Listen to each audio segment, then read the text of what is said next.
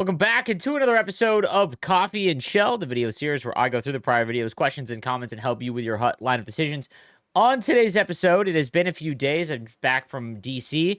We're going to talk about the Week 2 Check My Game event that is dropping later on today. We've got our first team of the week, some new line combos with some of the European releases from this past week for our first real week of content.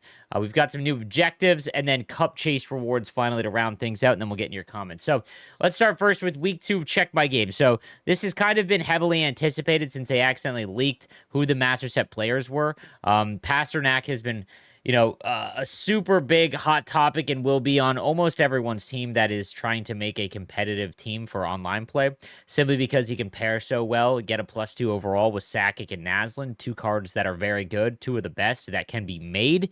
I think that's why you're going to see a lot of that. There's lots of combos that could go with them, but both of those cards are able to be made by anyone.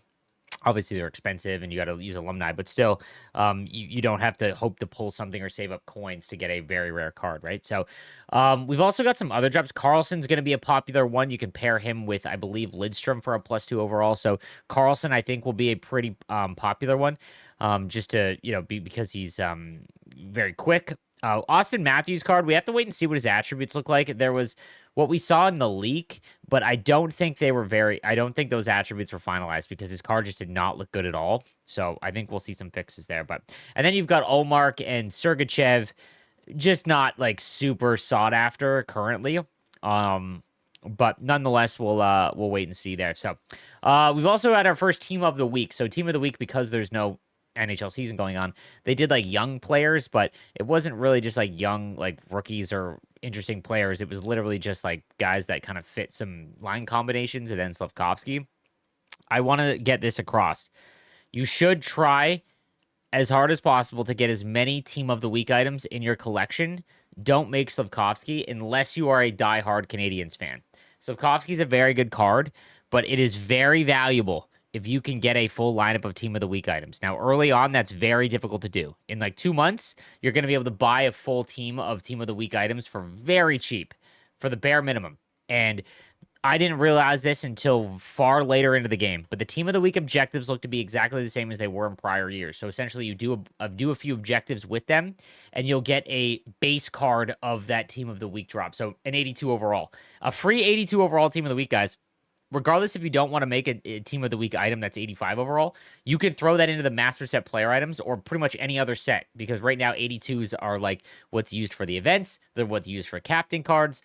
They're what's used for the rookie cards as well. So very, very important to get a full lineup. So the first one's going to be tough. If you do all of the team of the week moments and weekly headliner moments, you'll get enough fodder to make essentially half of a team of the week item. And then if you can grind out the objectives from the weekly objectives by getting some players from those teams, so like doing the Sharks, I believe it was Sharks shots on goal. That's tough because you need specific teams, but you can rent them on the auction house. So rent them, do the objectives, sell them back. Get those done, and I was able to make an 82 overall team of the week for free. I went Baron.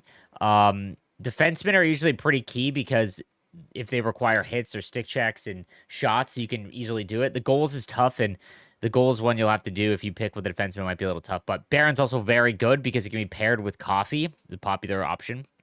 You could also go with Damon Hunt. I thought Damon Hunt is a very good card by himself, right?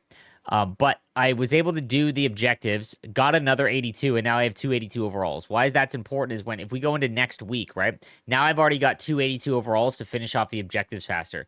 Those 4 objectives will take you 2 games with a full lineup of team of the week items. So you just got to slowly build it. Do not trade them in. Don't sell them. Do everything you can to hold on to those team of the week items. It was a lesson I learned way too late into the year, but very important that you try and get as many team of the week items as you can.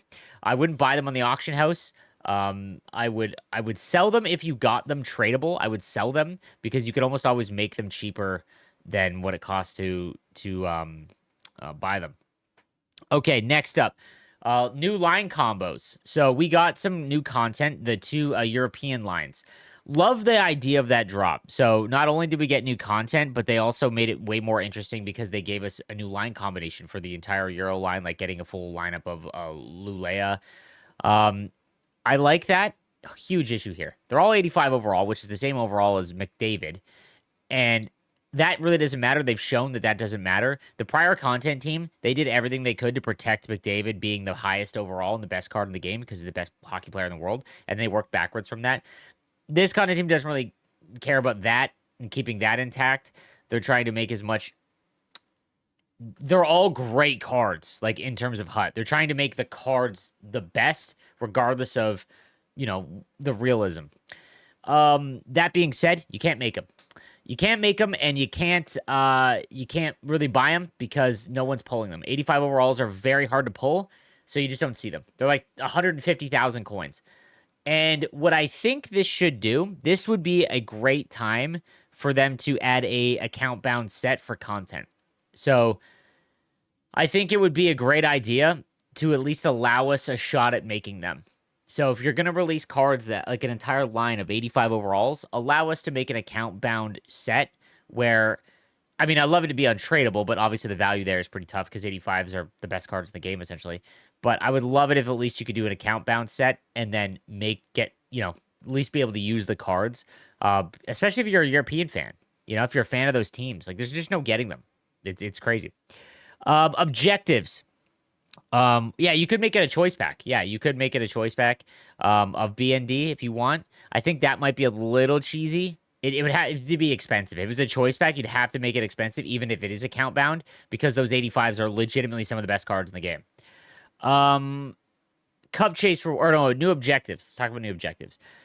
So we got Team of the Week objectives. We got the weekly headliner objectives. What I'd recommend, guys, try and save a card for every team. Because those weekly objectives, like trying to get a Buffalo Sabre, they're 5,000 minimum, even for a 75 overall. Another thing you could do is maybe bank on, they won't double up teams, I don't think. So the 5 teams they picked, or however many teams they picked this week, I don't think we'll see objectives next week that include those teams. So you can maybe buy a couple cards from every team that isn't them if you have a good coin base, and then look to sell next week when the headliner comes out. They are not worth it if you are buying cards to complete them. Okay, it's not really worth it. There are a lot of 75 overalls. Now, those 75 overalls you can use and trade your way up to make an 82 Team of the Week item. That's what I did. It's the last thing I'd focus on. I would not be dead set on trying to complete it. It's really not worth it unless you have the cards and you can passively do it. You could go into Rookie on Cup Chase, do a couple games, then reset your run. That's what I did. Took me like a couple games to get it all done. But that is what I would recommend there. I'm still a little concerned that we don't have a ranked objective path yet. Like, I know that they are collecting data and seeing how it's going, but I'm starting to see it not just at the high end, but online now, that the bottleneck for ranked is really starting to push away the Division 4 and below players as it should, because it is an absolute gauntlet once you get out of bronze. And I think it'll get a little bit easier, and we'll start to see players start to pull away and get out of the gold range. But it is still so difficult, and the time commitment is nowhere near worth it because you're having to play 40 games and you maybe don't go anywhere and you don't get a new reward.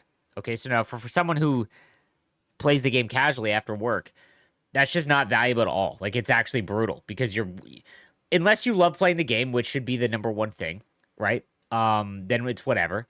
But man, if you're not getting a reward after 40 ranked games, that's versus. That's not HUT, right? People want to get the rewards. That's a big reason why we play the game.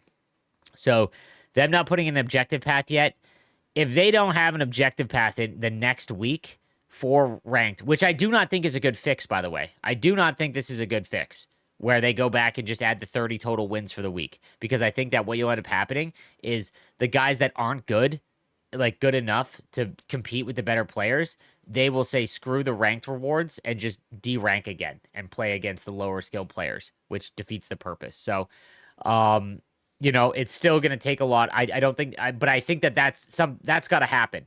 One of two things has to happen. They need to make a second ranked path the exact same that what we have right now, but it's cumulative, which is what everyone thought it was. So when you lose, you don't relegate. When you win, you slowly work up. Okay? As you can see, if you're not a great player, it's still going to take you forever. But then what I would do is just make two paths. One is that it's cumulative. The other one is you've got to win and actually move up ranks so you can get double the rewards, right? If they don't do that, then I'm not saying the game's dead. It's not. To be honest, I think the game is the most alive it's been from my experience in the last 3 years of the game because of the content being pretty strong. But they need to make sure they don't shoot themselves in the foot and push away the casual player base. And I think that the ranked one is a big, big no-no. They've got to address that. So, Cup Chase rewards finally. If you've been watching my subathon, thank you. I'm still live for another 2.5 days. So if you are bored at work or you want to come watch the content, maybe you're off today, twitch.tv/nosleeves12. I've had a ton of new viewers that have just found me. They don't watch Twitch, but found me because they watch these videos and went over there. Love seeing the new viewers. Come check it out. There's a lot of great NHL content creators as well as streamers. So even if you're not watching me, come see someone in the directory while we're playing. We're grinding out HUT. But that being said, I've been doing only offline because I knew how I only like playing ranked. I only like playing online. It's the only thing that really gets me going in HUT. I don't like playing offline at all. But because of the bottleneck and the fact that I know I'll get addicted to one more win. And once I start, I won't stop. So I literally did every offline objective in Cup Chase for the last like 4 days. So an excessive amount. I think I did 5 runs on Superstar, maybe 6. That being said, there is no way that Cup Chase rewards are not the best way in terms of time versus rewards. If you can play on Superstar, you get to 12 wins, sometimes 11, quit out of the rest, get into the playoffs, play the 4 games. So sometimes 16 games, 16 games max, sometimes 15 games. Yesterday, I got three alumni, including the 84 Sakic. That was my big pull. So, but every time you're getting an 82 plus guaranteed card, that is just so valuable in this game right now. So that is where I would spend my time. If you are struggling in ranked and you still want to play and build your team, there's no way that Cup Chase is not the best because you can work towards objectives still. If you can't beat Superstar, it's still worth your time to play on Pro or All-Star. But what I would do is if you're an offline player, instead of trying to get good enough to play online, I would try and get good enough to win on Superstar. Challenge yourself. I think I'm going to make a video that will comprehensively show the best ways to score and defend on Superstar, but that is the play. After last night, like I don't know how anyone can argue it. I got every objective done. So all of the rewards I got, all of the XP path stuff, and then the Cup Chase rewards themselves, far, far better than, to be honest, last year maybe even. I think people, they could do rookie squad battles in 2-minute periods and just sit there for 30 games. But I don't know. I like the fact that you kind of got to pay attention a little bit because the rookie 2-minute periods, man, I can't just set it and forget it. Some people do, but I actually think that offline players are in a pretty good spot from my own experience. And I hate offline, and I actually didn't hate the grind. So that's what I would recommend doing. If you are trying to build your team. When you see my team, hopefully after today, no money spent, haven't played a game online. I played 2. I think you'll be pretty surprised at the rewards I got. So that being said, let's get into last episode's most liked questions and comments. We'll start with Digital Dog, who made one of the funniest videos on the internet for NHL 26. Just absolute cinema. Digital Dog says, I'm a big supporter of the salary cap, and I could go to town on why it's a good thing for everyone. But at the end of the day, that's not going to change the minds of guys who don't like it, and I get that. One way I think you can help it where it's one way I think you can help it where it's at, instead of EA dumbing it down or removing it, is add an overall or AP boost for being under the cap. Say a +1 across the lineup and +5 AP. You just lose this bonus if you choose to go over the cap. So there would be, you'd have to get right to the cap, right? You have to go right to the cap. So maybe like a threshold. I don't hate it, but EA would need to adjust and increase the bonus for being under the cap as time goes on to make sure there's still a decision to be made. Otherwise, it'll be a no-brainer to go over it. Well, you can't go over the cap, though. If they make the bonus for being genuinely compelling, it will force an interesting decision and enable everyone to choose literally any cards they like.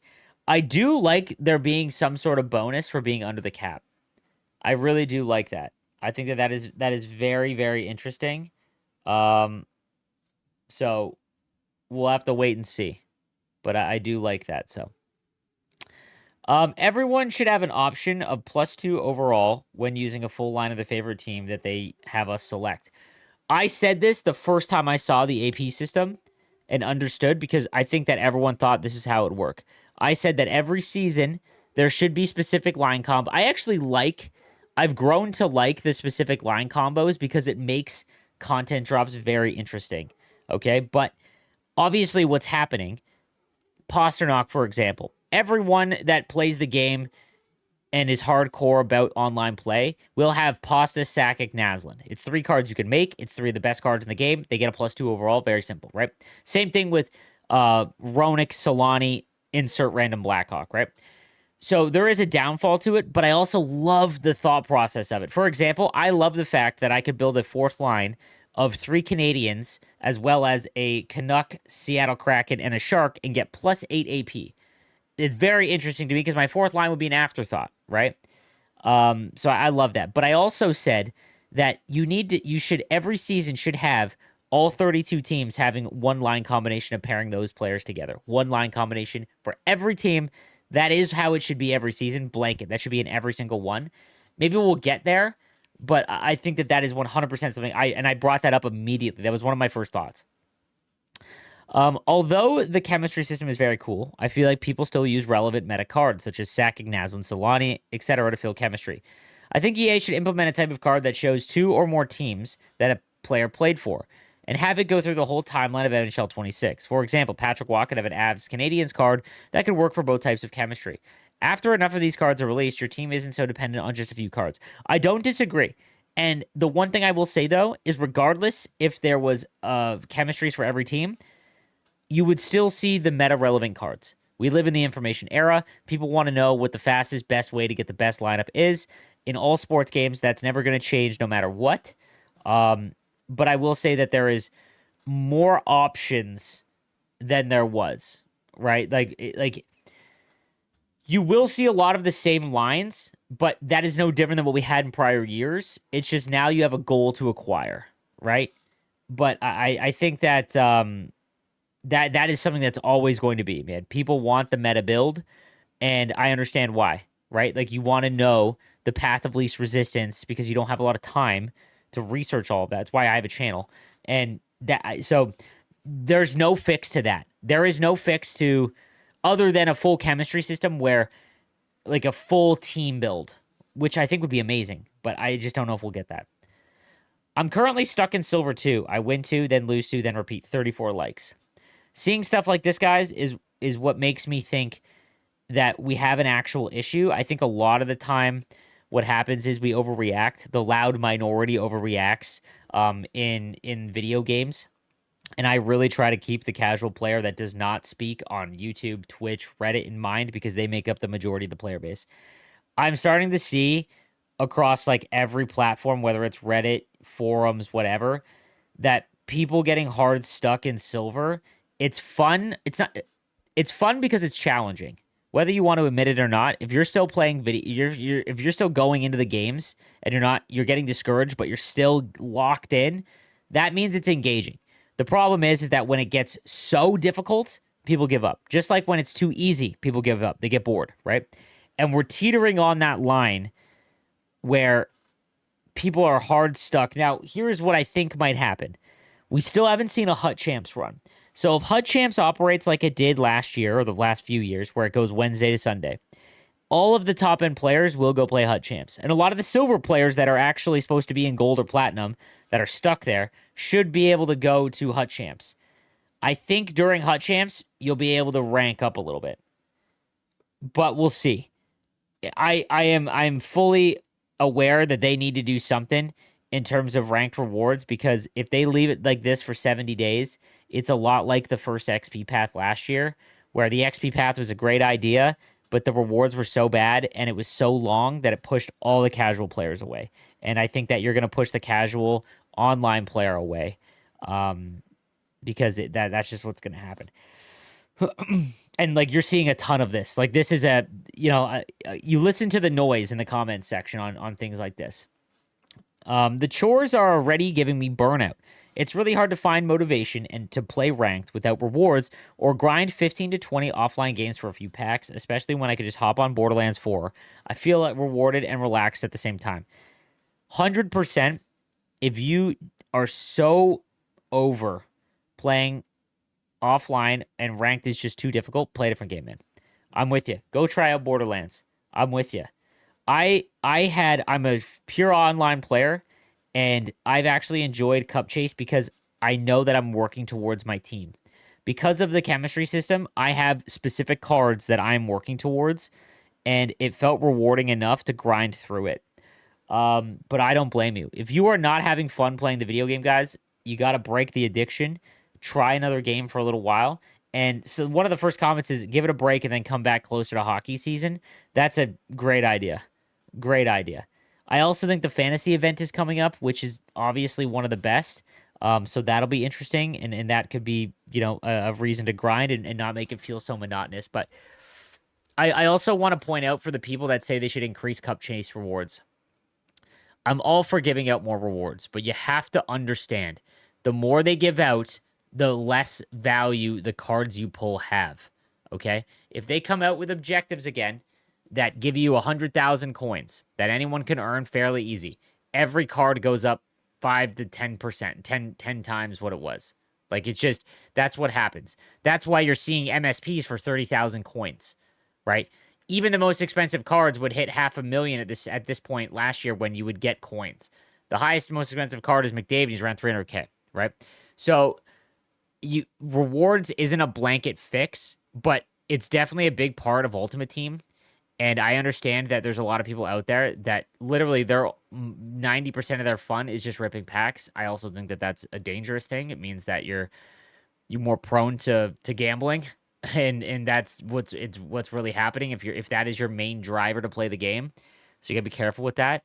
I'm all for more rewards, but like I said, if you sell everything you got during a Superstar Cup Chase run, you've made enough to get your time investment in. And it might only be 20 to 25,000 coins, right? It might only be 25,000 coins, and that might sound ridiculous for 3 hours of your time, but 25,000 coins in this game is worth a lot more than it was in prior games because we get so much less, right? So something to keep in mind.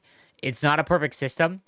I think that they're still going to tweak it throughout, and I think that they have to. But I would take a break for sure, man. If you're feeling like that, just come back maybe in the next season or something along those lines when the NHL season starts. So that's going to do it for this episode of Coffee and Chel, guys. I will be back daily. Sorry I was away I had to do an event in DC. So I'm back now. It doesn't look like there's any reason I'm missing for the next. I don't have anything planned, so knock on wood, everything's okay. But I'll see you guys today for the new content drop for week 2 of the Check My Game event. If you can't watch the stream live, I will be posting my video about an hour after. So see you guys then. Have a good one.